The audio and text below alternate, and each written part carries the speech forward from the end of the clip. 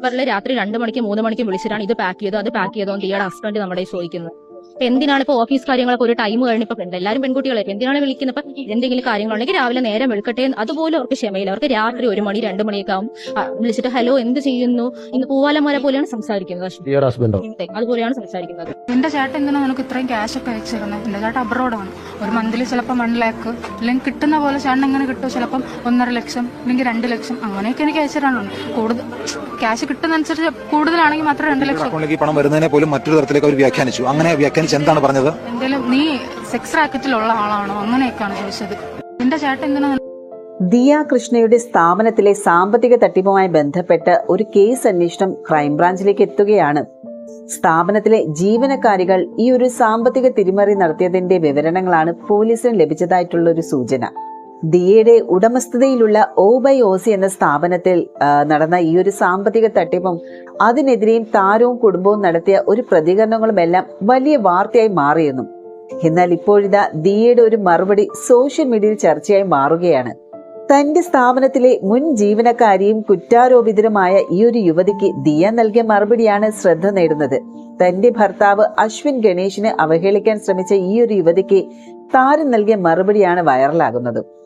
അതിൽ ആ ഒരു യുവതി പറഞ്ഞത് കേട്ടോ? ദിയയുടെ ഭർത്താവ് രാത്രി ഫോൺ വിളിച്ച് പൂവാലന്മാരെ പോലെ സംസാരിക്കുന്നു എന്നാണ് അവരുടെ ആരോപണം. എന്നാൽ ദിയ അതിന് നൽകിയിരിക്കുന്ന മറുപടിയോ? ഒരു ഇൻസ്റ്റാഗ്രാം പേജിൽ വന്ന വീഡിയോയ്ക്ക് താഴെയാണ് ദിയ മറുപടിയുമായി എത്തിയത്. ഇന്നത്തെ മികച്ച കോമഡി അവാർഡ് ഈ ഒരു പെൺകുട്ടിക്ക് എന്നുള്ള അടിക്കുറിപ്പോടു കൂടിയാണ് ആ ഒരു പേജില് ആ ഒരു വീഡിയോ പങ്കുവെക്കപ്പെട്ടത്. 2 മണിക്കൊക്കെ ദിയയുടെ ഭർത്താവ് വിളിക്കുന്നു, രാത്രി എന്തു ചെയ്യുന്നു എന്നൊക്കെയാണ് ചോദിക്കുന്നത്.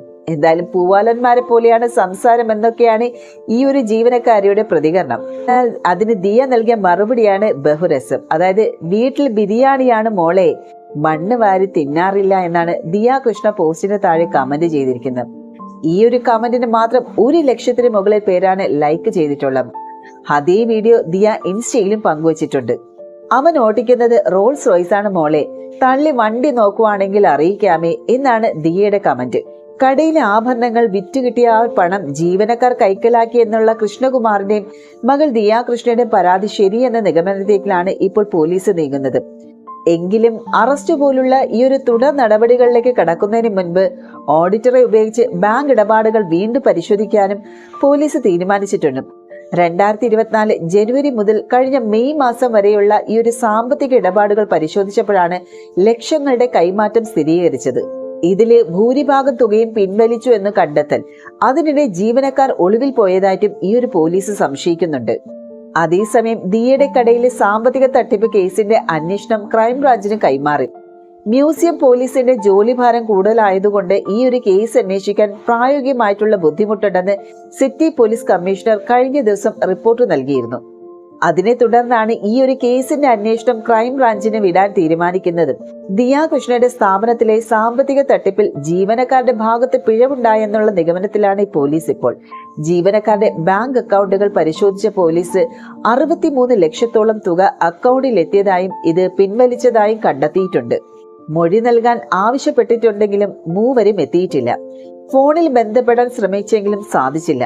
ഫോൺ സ്വിച്ച് ഓഫ് ചെയ്ത് മുങ്ങിയെന്നാണ് ഈ ഒരു പോലീസ് പറയുന്നത്. വീടുകളിൽ അന്വേഷിച്ച് ചെന്നുവെങ്കിലും കണ്ടെത്താൻ സാധിച്ചിട്ടില്ല.